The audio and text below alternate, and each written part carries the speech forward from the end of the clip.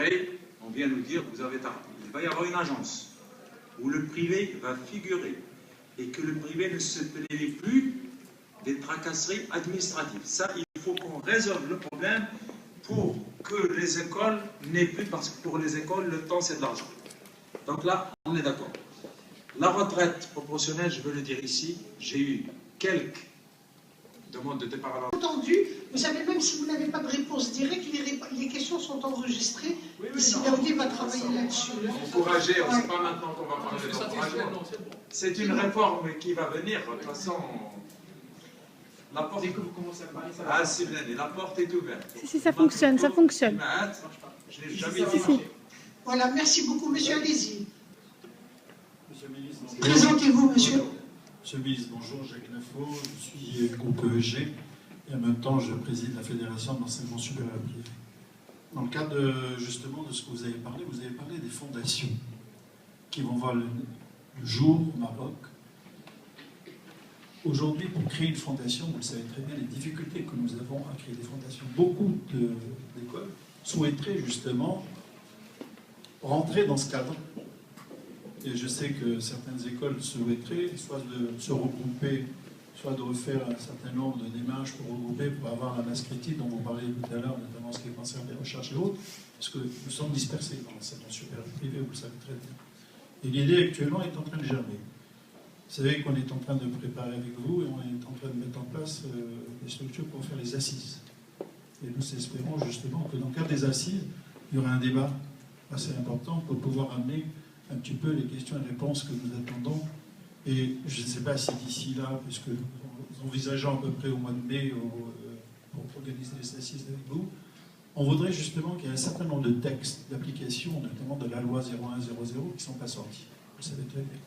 L'agence de fait partie de ces textes d'application, comme vous le savez. Alors il serait temps peut-être, monsieur le ministre, de se pencher sérieusement sur tous les textes d'application qui ne sont pas sortis, que ce soit au niveau de la fiscalité, que ce soit un certain nombre de choses. Nous ne les voyons pas venir, et je crois que si nous voulons vraiment encourager le secteur en général, puisqu'il ne s'agit pas uniquement du public-privé, vous l'avez dit, au titre 1, c'est l'enseignement public, au titre 2, c'est l'enseignement privé.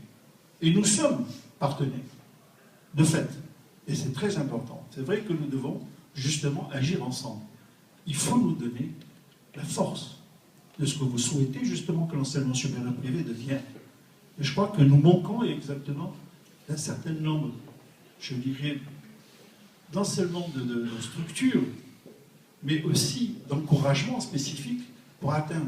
Vous voulez faire venir des étrangers au Maroc, mais nous sommes ouverts aussi pour les recevoir. Nous avons investi, et vous le savez très bien, dans des campus, dans des résidences, dans un certain nombre de choses. Nous sommes riches de ce que nous avons réussi en 27 ans. Posez-nous la question aussi. Nous sommes là avec vous. Voilà, nous merci. souhaitons le faire. Merci, monsieur. Si l'on dit peut-être un... Vous savez, c'est comme Daïbi. Si vous avez un seul Daïbi, vous n'attirez pas la clientèle. Si vous avez toute une ruelle où il y a beaucoup de magasins de table, vous attirez. Si je fais du Marocain Hub, eh bien, il y aura de la clientèle ici pour le prix. Donc, il faut que l'État attire. Si j'attire, tout le monde sera connu. Donc, ça, c'est la première chose. Il n'y a pas de problème pour créer les fondations. Pas de problème. On vient créer la fondation pour l'université Mohamed VI à Bigri. On a créé des fondations pour l'université euro-méditerranéenne. Parce qu'avec une fondation, il ne faut pas confondre. Le Chili, c'est un exemple mondial maintenant. Parce que l'investisseur, il reçoit un loyer, mais la pédagogie, c'est une fondation qui gère et qui paie un loyer à l'investisseur. Or, on confond l'investissement et la pédagogie. Ça, il faut séparer ça. La pédagogie sont des fondations et l'État peut aider avec des enseignants, peut même aider avec de l'argent. On peut le faire si j'ai une fondation, mais si quelqu'un veut mettre l'argent dans la poche, je ne peux pas l'aider. Donc il faut aller absolument vers des structures où la rentabilité c'est par le biais du loyer et l'enseignement, c'est l'argent doit être investi dans l'enseignement. C'est ça, la dynamique, la tendance mondiale. Mais là, non. Il ne faut pas, si on fait des économies sur les ordinateurs et tout pour dire à la fin du mois, il faut que je gagne un peu, Là, on ne peut pas faire dans le Ça système. ne marche plus. Si vous obligez une gestion démocratique à faire du temps, donc monsieur, très rapidement, question-réponse, et madame le tenez juste avant. Monsieur Benani d'abord. Allez-y, monsieur, qui a le micro. Très rapidement, bonjour Oui. Monsieur le ministre, Hassan Saher de HEM. Je voudrais juste faire une petite remarque par rapport à la stratégie globale du ministère. Aujourd'hui, nous avons un ministre bien compétent, éthique et qui veut travailler dans l'intérêt général. On le ressent à tous les niveaux. Maintenant, moi, la question que je pose, c'est par rapport à la gouvernance de l'ensemble du système éducatif et du système universitaire, et surtout pour pérenniser tout ça.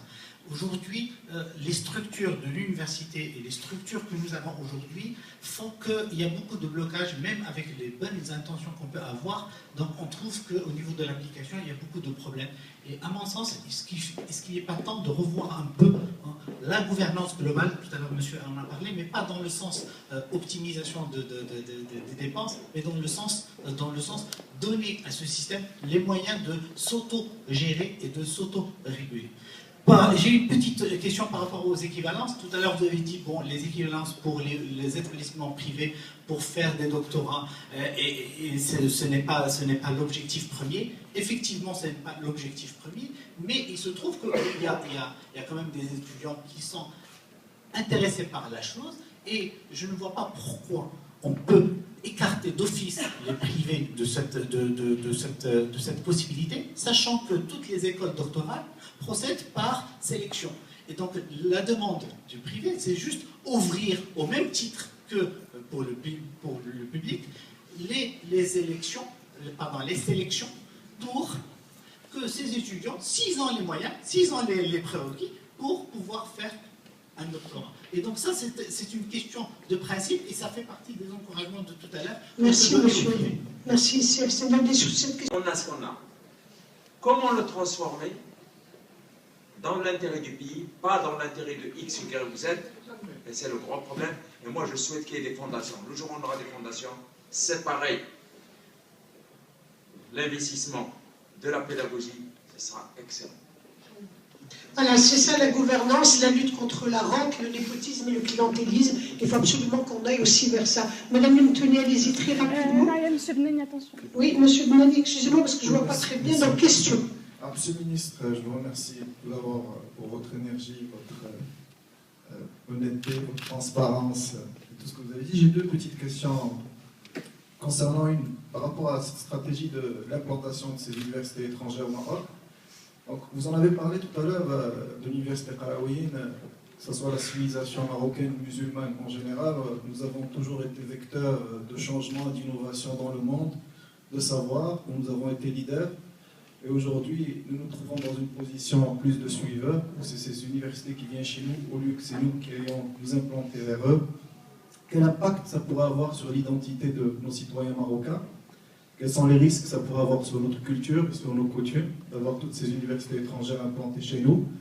Et pourquoi pas développer notre propre identité marocaine autour de l'éducation et peut-être trouver l'université Hassan II à Paris pour former ces RME à l'étranger qui perdent cette culture marocaine par rapport à notre propre éducation.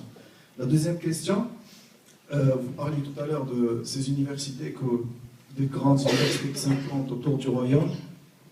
Et cette question, est-ce qu'il y a peut-être plus un problème d'éducation au niveau de nos jeunes de 20 ans, lorsque nous trouvons des jeunes déjà qui rentrent à l'université, qui sont déjà peut-être psychologiquement et physiologiquement atteints et formatés déjà à l'enfance? Quel est le plan déjà au niveau du soft pour pouvoir modifier les comportements de ces gens? Est-ce qu'on pourrait ramener peut-être les professeurs de Harvard ou d'autres plus grandes universités? Quel impact ça aurait par rapport au comportement de nos jeunes pour le futur de notre Maroc? Merci. Bon, on a un exemple, d'abord, quand on parle de culture, quand on arrive au bac, l'Atlanta. Fini, ils partent à l'étranger, ils sont partout dans le monde des Marocains, même en Alaska, on les retrouve. Donc, si on a semé quelque chose, si la semence a germé, c'est bon. Si elle n'a pas germé, rien à faire au niveau de l'université. Quand vous formez un médecin, vous le formez aux techniques. Un ingénieur aux techniques, il n'y a pas d'idéologie à tout. Non, ce n'est pas le marxisme. Donc, on fait venir des universités selon la plupart du temps, et beaucoup, ce sont des Marocains qui reviennent de la diaspora. Il ne faut pas l'oublier. Beaucoup de Marocains veulent revenir. Il a travaillé aux États-Unis 20 ans.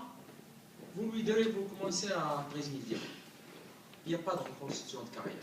L'université maintenant qui est liée à la... Elle perd 30 000, 40 000.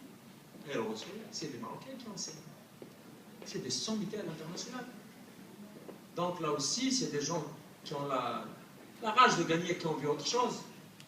Donc, c'est l'occasion. Une fois, dès que j'ai été nommé, on m'a invité pour parler à un parterre de Marocains d'Ikfilkom. Les gars, d'accord. Qu'est-ce que vous voulez faire d'accord? On est à côté de monsieur. Donc, il n'y a que comme qui... Non, c'est Maghreb-Koum. Maghreb-Koum. Oui, oui, non, je comprends. Comme ça, là. Donc, le grand problème, beaucoup de Marocains maintenant qui sont dans les universités espagnoles, il y a la crise et tout, ils veulent revenir en France. Ils vont aller où? Il a 45 ans, tu ne peux plus rentrer par fonction publique. Donc, en France, combien de Marocains on a dans les grandes écoles, dans les centres de recherche? Qui souhaitent revenir, on est contacté continuellement. J'ai eu une lumière et